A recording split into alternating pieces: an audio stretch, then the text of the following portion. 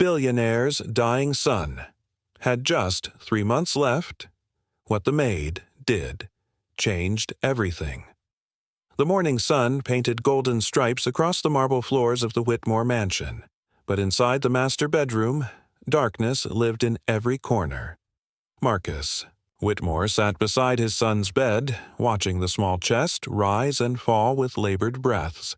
7-year-old Oliver had been diagnosed with acute lymphoblastic leukemia 6 months ago, and despite the best doctors money could buy, despite treatments in Switzerland, experimental therapies from Japan, and consultations with every specialist in America, the cancer kept winning.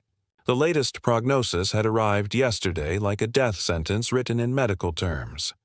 3 months, maybe less. The doctors had stopped using words like hope and started using words like comfortable and peaceful. Marcus had built an empire, worth billions, had negotiated deals that changed industries, had power that moved markets, but he couldn't negotiate with death. He couldn't buy his son more time. The irony burned through him like acid. All that money, all that influence, and it meant nothing when faced with the failing body of a 7-year-old boy. Oliver opened his eyes slowly, the green color that matched his late mother's eyes still bright despite everything else fading. Sarah had died in a car accident 3 years ago, leaving Marcus to raise Oliver alone. Well, not entirely alone. There was Maria, the housekeeper, who had been with them for 5 years now. She had started as just weekend help, someone to manage the massive house while Marcus worked his 100-hour weeks. But after Sarah's death, Maria had quietly expanded her role without being asked. She made Oliver's lunches, helped with homework, attended school plays when Marcus was traveling, and never once complained or asked for extra pay. She was there in the background, a steady presence in their chaotic life. Oliver tried to smile at his father, but even that small effort seemed to exhaust him. The chemotherapy had taken his hair, the steroids had bloated his face, and the cancer had stolen his energy, but somehow his spirit remained.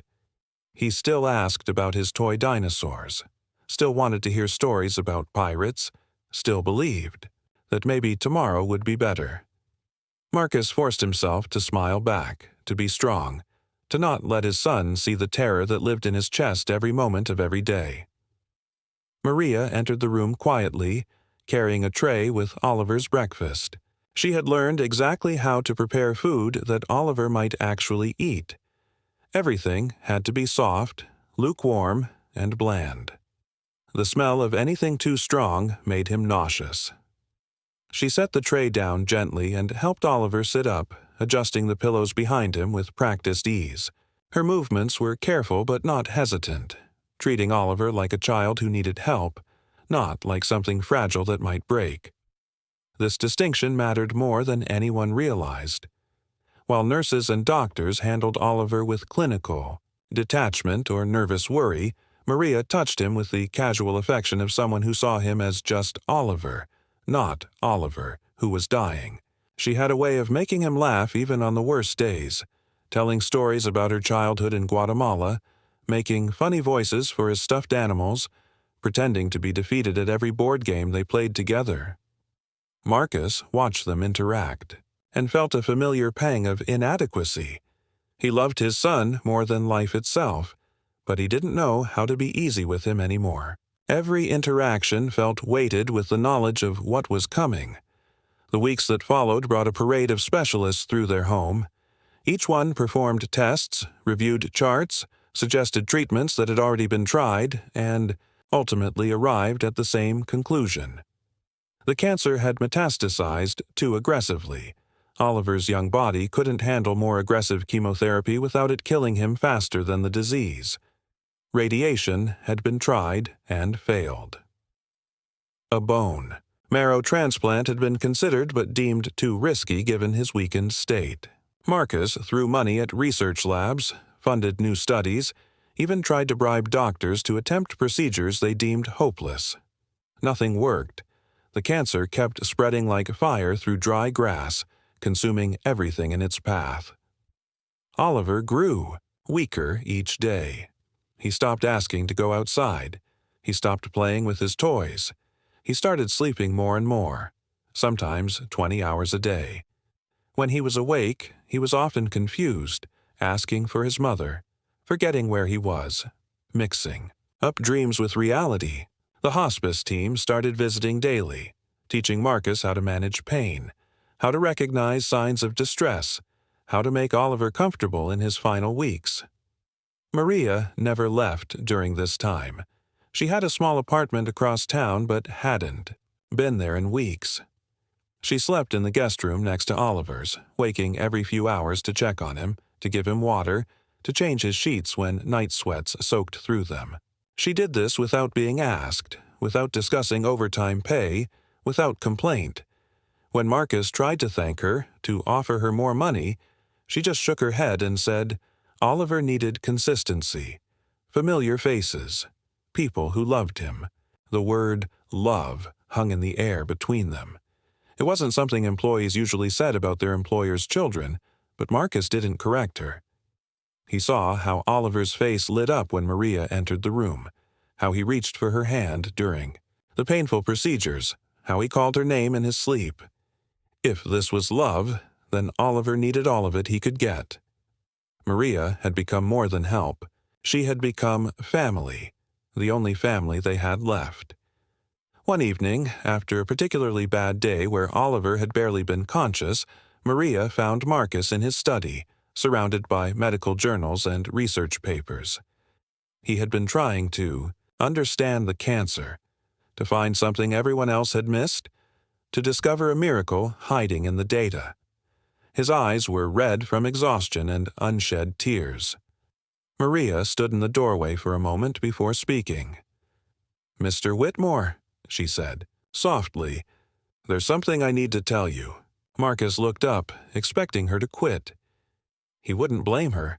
Watching a child die was unbearable and she had no obligation to stay. But instead, she said something that made no sense.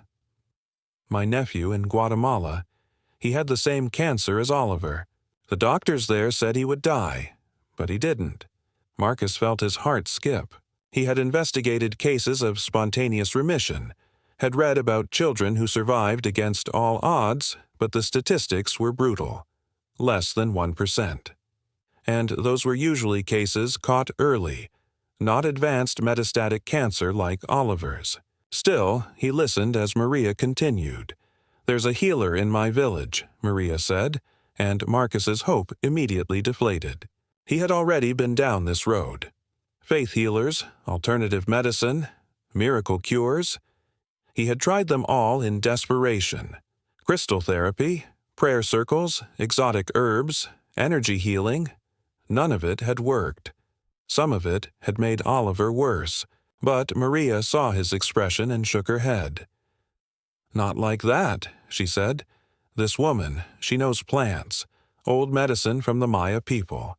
My grandmother learned from her grandmother, going back hundreds of years. They use things Western medicine. Doesn't understand. My nephew, he took their treatment along with the hospital medicine. The doctors couldn't explain it, but the cancer stopped growing. Then it started shrinking. He's 15 now, healthy, playing football." Marcus wanted to dismiss it, but something in Maria's eyes stopped him. She wasn't trying to sell him anything. She wasn't making promises. She was just sharing what she had seen. And at this point, with 3 months or less remaining, what did they have to lose? "What would we need to do?" Marcus asked, his voice barely a whisper. Maria explained that the treatment required specific plants that only grew in certain parts of Guatemala, prepared in exact ways, combined with other elements that sounded more like cooking than medicine. The healer, an old woman named Esperanza, didn't travel and didn't trust outsiders. The treatment took weeks of preparation and had to be administered fresh. It couldn't be shipped or stored. The only way to try it would be to take Oliver to Guatemala, to the village where Maria grew up, to put his son's life in the hands of an indigenous healer who didn't even have a medical degree. Everything in Marcus's logical mind screamed that this was foolish, but his logical mind had already failed. Traditional medicine had failed. money had failed. All that was left was desperation and the tiniest ember of hope. Marcus made the decision that night. He chartered a medical flight, arranged for a pediatric nurse to travel with them, and packed everything Oliver might need. The doctors, strongly, advised against it, warning that Oliver might not survive the journey, that he needed to be near a hospital, that this was reckless. Marcus ignored them all. He had already accepted that Oliver was dying. If there was even a microscopic chance this could help, he had to try. Maria made calls to her family, speaking rapid Spanish that Marcus couldn't follow. Her voice was urgent but hopeful. Arrangements were being made. Preparations started. The healer had agreed to see Oliver, though she made no promises. The flight to Guatemala was the longest 12 hours of Marcus's life. Oliver slept most of the way, his breathing shallow but steady. The nurse monitored his vitals constantly, adjusting his oxygen, checking his temperature, administering pain medication. Maria sat beside Oliver, holding his hand, singing softly in Spanish, songs her mother had sung to her. They landed in Guatemala City and immediately transferred to a smaller plane that would take them to a tiny airstrip near Maria's village. From there, it was a 2-hour drive over rough roads. Marcus watched the landscape change from urban sprawl to dense jungle, from pavement to dirt, from familiar to completely foreign. Oliver woke during the drive, confused and frightened by the unfamiliar surroundings. Maria calmed him, telling him they were going on an adventure, that he would meet her family, see where she grew up. Oliver managed a weak smile and asked if there would be monkeys. Maria promised him there would be many monkeys. The village was smaller than Marcus had imagined, maybe 50 houses clustered around a central square. Children ran barefoot through the streets, chickens pecked at the ground, and elderly women sat in doorways watching the expensive car pass with curious eyes. Maria's family was waiting at a simple concrete house painted bright blue. Her mother, sisters, brothers, nieces, and nephews all gathered to see the American boy their Maria had told them about. The healer lived at the edge of the village in a house that seemed to grow out of the jungle itself. Vines covered the walls, and the air smelled of earth and something sweet Marcus couldn't identify. Esperanza was ancient, her face a map of wrinkles, her eyes milky with cataracts, but her hands were steady as she examined Oliver. She spoke, no English and little Spanish, communicating in a Mayan dialect that Maria translated. She felt Oliver's pulse, looked at his tongue, pressed gently on his abdomen, and nodded slowly. Then she spoke for a long time while Maria listened intently. "She says the sickness is very strong," Maria translated. "It has deep roots, like a poisonous tree. But she has seen such trees die before. She will try, but we must understand that the medicine works differently for everyone. Some it saves, some it doesn't. The body must want to live, must accept the help. Oliver must fight with the medicine, not just receive it." Marcus nodded, not really understanding but willing to agree to anything. The treatment began that evening. Esperanza prepared a tea from bark and leaves, boiling them over a wood fire while chanting in her ancient language. The smell was bitter and earthy. Oliver made a face when he tasted it but drank it all when Maria encouraged him. There were poultices made from crushed plants applied to his chest and back. There were other medicines, thick syrups that tasted of honey and something medicinal, powders mixed with goat's milk, steams from boiling herbs that Oliver breathed in under a blanket tent. None of it seemed medical in any way Marcus understood. It seemed like folklore, like superstition, like the desperate actions of people without access to real medicine. But Oliver didn't get worse. For the first 3 days, nothing changed, but he didn't get worse. That alone felt like a miracle. The fever that had been constant for weeks broke on the 4th day. Oliver ate solid food on the 5th day, just a small portion of rice and beans, but he kept it down. On the 7th day, he sat up without help. and asked if he could see the monkeys Maria had promised. Marcus didn't dare hope. He had learned that hope was dangerous, that it made the inevitable crash harder, but he couldn't deny what he was seeing. Color was returning to Oliver's cheeks. His eyes were clearer. He was awake for longer periods and actually engaged with the world around him. The pediatric nurse, who had been skeptical of everything, started taking detailed notes, documenting Oliver's improvement with scientific precision. She couldn't explain it, but she couldn't deny it either. Maria's family embraced Oliver as one of their own. Her nephews taught him Spanish words. Her mother cooked special meals just for him. Her sisters braided flower crowns that he wore proudly. The whole village seemed invested in his recovery. Children brought him drawings, women brought food, men carved him wooden toys. It was a community response to illness that Marcus had never seen in his world of private rooms and exclusive doctors. 2 weeks into the treatment, Esperanza performed what she called a cleansing ceremony. She burned sage and copal resin, filling the room with smoke.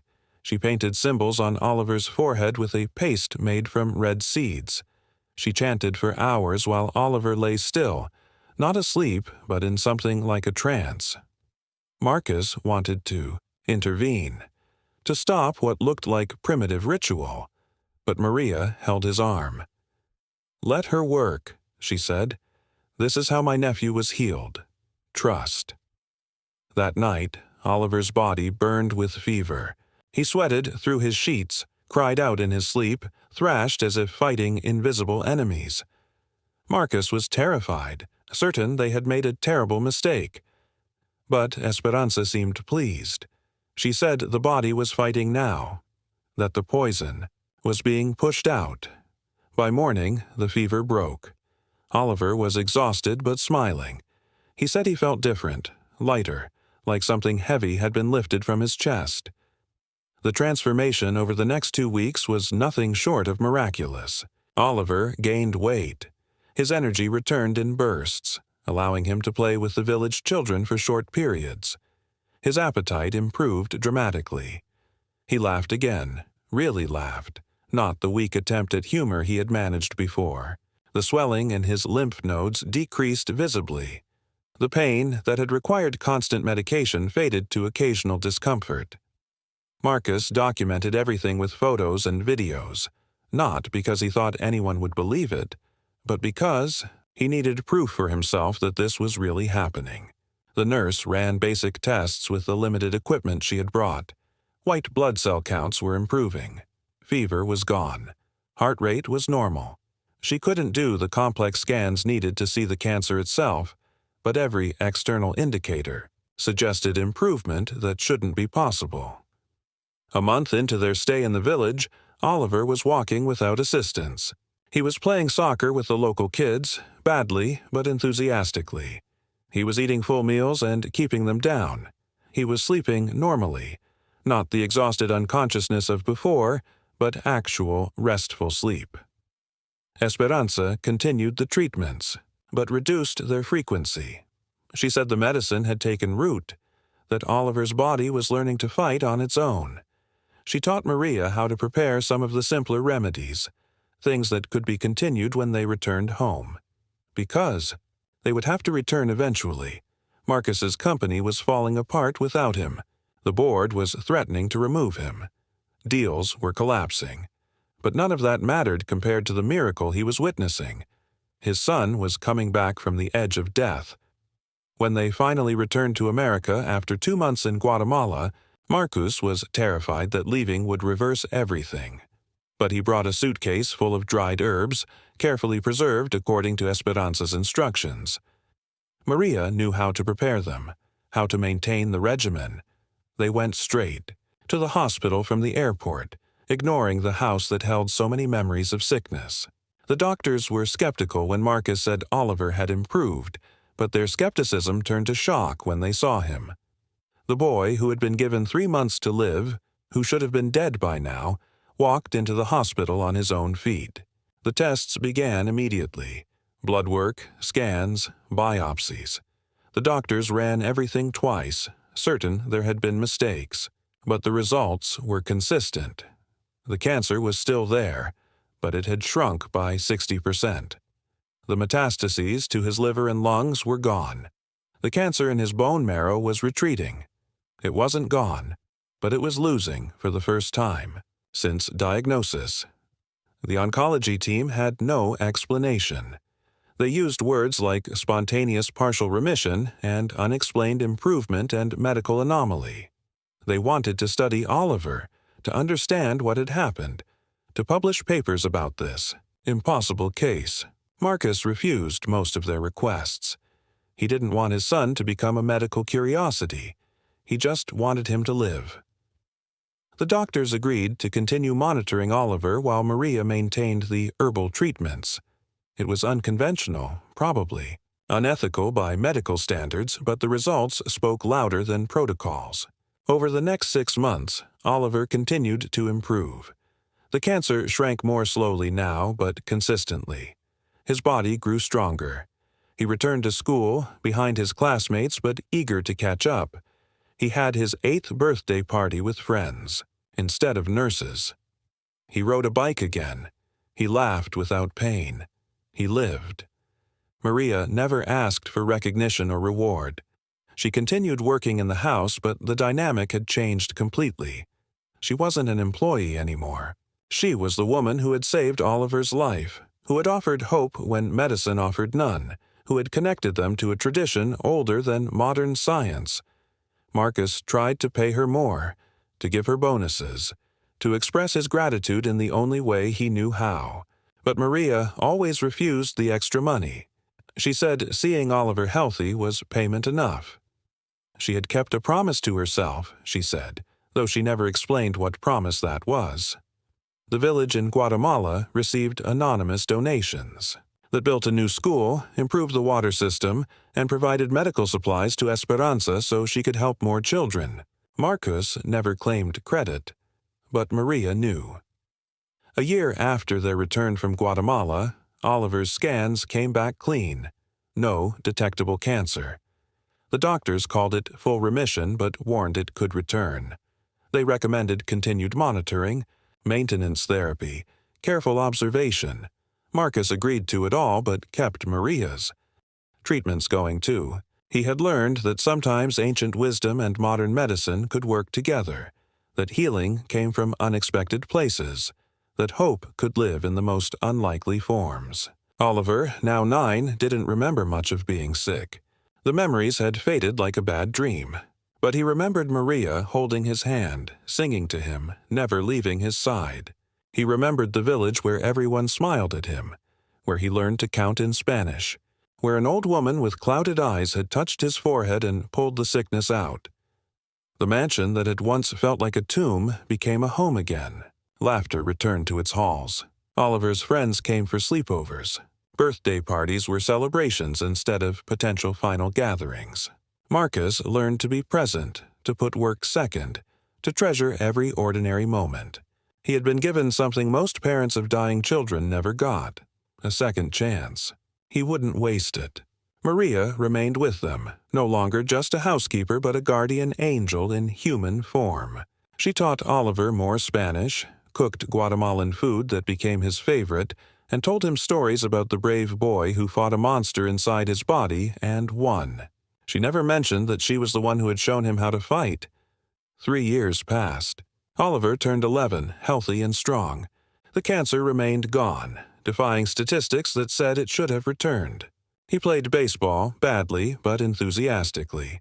He did well in school, especially in science, fascinated by how the body worked after spending so much time focused on his own. He wanted to be a doctor, he said, to help sick kids like he had been. Marcus supported this dream while knowing Oliver would never have to worry about money, could become anything he wanted. But the desire to help others, to give back what had been given to him, that came from Oliver's heart. It was a gift from his experience, from the people who had saved him. One day, Marcus found Maria looking at an old photo from their time in Guatemala. It showed Oliver, thin but smiling, surrounded by village children, with Esperanza's hand on his shoulder. Maria was in the background, watching protectively. "Do you ever think about what would have happened if we hadn't gone?" Marcus asked. Maria shook her head. "I don't think about what didn't happen," she said. "I think about what did. Oliver lived. That's all that matters." She was right, of course. The how and why mattered less than the simple fact that a boy who should have died at 7 was now 11 and planning his future. Whether it was the herbs, the ceremony, the combined treatment, or just the power of community and love, something had worked. Something had saved him. Marcus had learned to stop questioning miracles. He had learned that wealth couldn't buy everything, but that sometimes the most valuable things came from people who had almost nothing. He had learned that a housekeeper from Guatemala could know something all the specialists in the world didn't. He had learned that mother's love didn't always come from mothers, that family wasn't always blood, that saving a life sometimes meant going against everything logical and following the whisper of hope. Maria had taught him all of this without trying, just by loving Oliver enough to risk everything on an impossible chance. That love had changed everything. It had rewritten Oliver's story from tragedy to triumph, from ending to beginning, from death to life. The story spread quietly through their community. Other families facing similar diagnoses reached out, desperate for the same miracle. Marcus couldn't give them Esperanza's address or guarantee anything would work for their children. But he could tell them that sometimes conventional medicine wasn't the only answer, that sometimes help came from unexpected places, that sometimes a maid could change everything simply by refusing to accept that nothing could be done. He funded research into traditional plant medicines, creating a foundation that brought Western scientists and indigenous healers together. Not everything could be explained or replicated, but some treatments showed genuine promise. Oliver's case became a bridge between worlds, proof that healing wisdom existed in many forms. Oliver grew into his teenage years healthy and strong. He volunteered at the Children's Hospital where he had once been a patient. He translated for Spanish-speaking families, having become fluent thanks to Maria. He sat with sick children, telling them about the village where he had been healed, about the old woman who saw with her hands instead of her eyes, about the medicine that tasted terrible but worked miracles. He gave them hope, the same gift Maria had given him. When parents asked how he had survived, he always gave the same answer. "Someone loved me enough to try everything," he would say. "Even the impossible things, especially the impossible things." He never said who that someone was, but Maria, standing quietly in the background as always, would smile. The years continued to pass. Oliver graduated high school as valedictorian, his speech focusing on how illness had taught him that healing came from community, from love, from refusing to give up. He was accepted to medical school, determined to become an oncologist who understood both Western and traditional medicine. At his graduation party, Marcus gave a toast. He thanked the doctors who had tried everything, the nurses who had provided comfort, the researchers who continued to fight cancer. But most of all, he thanked Maria, the woman who had started as hired help and became the person who saved his son's life. "She showed us that miracles don't always come from laboratories or hospitals," Marcus said, his voice thick with emotion. "Sometimes they come from the heart of someone who simply refuses to let a child die on their watch." Maria stood in the crowd, tears streaming down her face. She had never sought recognition, had never wanted to be more than the quiet presence in the background. But Oliver wouldn't let her hide. He pulled her forward, hugged her tight, and said loud enough for everyone to hear, "This is the woman who saved my life. Not the doctors, not the medicines, not my father's money. Her. She believed in impossible things and made them possible. She loved me when I was dying and refused to let me go. Every birthday I celebrate, every dream I chase, every breath I take, I owe to her." The crowd erupted in applause, but Maria heard none of it. All she heard was Oliver's heart beating strong against her chest, the sound of a life she had helped save, the rhythm of a miracle she had helped create. The mansion still stands, no longer a symbol of wealth and power, but of love and determination. In Marcus's study, framed on the wall, hangs the medical report from the day Oliver was given 3 months to live. Next to it hangs another report from 5 years later declaring him cancer-free. Between them is a photo from Guatemala showing a sick boy surrounded by love, being healed by something science couldn't explain but couldn't deny. The photo captures the moment everything changed, when a billionaire learned that money couldn't buy miracles but that sometimes they came free from the heart of a housekeeper who loved a child like her own. Oliver is now in his second year of medical school, studying both oncology and ethnobotany, the science of traditional plant medicines. He spends summers in Guatemala, working with Esperanza, who is still alive at nearly 100, documenting her knowledge before it's lost. Maria travels with him, translating not just language but culture, helping bridge two worlds of healing. The title of this story remains true. The billionaire's dying son had just 3 months left, but what the maid did changed everything. She didn't just suggest an alternative treatment. She offered her whole heart, her complete faith, her unwavering determination to save a child who wasn't hers by birth but became hers through love. She showed that sometimes the greatest medical breakthrough isn't a new drug or procedure, but the simple act of refusing to accept defeat. She proved that miracles still happen, not through divine intervention or scientific breakthrough, but through the fierce love of someone who sees a dying child and says, "Not on my watch, not if I can help it, not this child." Maria changed everything, not with wealth or power or education, but with love so strong it could reach across cultures, overcome skepticism, and pull a child back from the edge of death. Today, Oliver lives. He runs marathons to raise money for childhood cancer research. He speaks at medical conferences about integrative medicine. He advocates for taking traditional healing seriously while maintaining scientific rigor. But mostly, he lives the ordinary life his parents thought he would never have. He dates, he laughs with friends, he complains about exams, he dreams about his future. Every ordinary moment is a gift, a miracle authored not by fate or luck but by a woman who cleaned houses for a living and loved him enough to save his life. The story ends not with death, as everyone expected, but with life abundant and grateful. It ends with proof that sometimes the most powerful force in medicine isn't what we know, but who loves us enough to keep fighting when science says to stop. It ends with a truth both simple and profound that what the maid did, born from love and determination, changed not just everything for one dying boy, but showed the world that miracles aren't gone.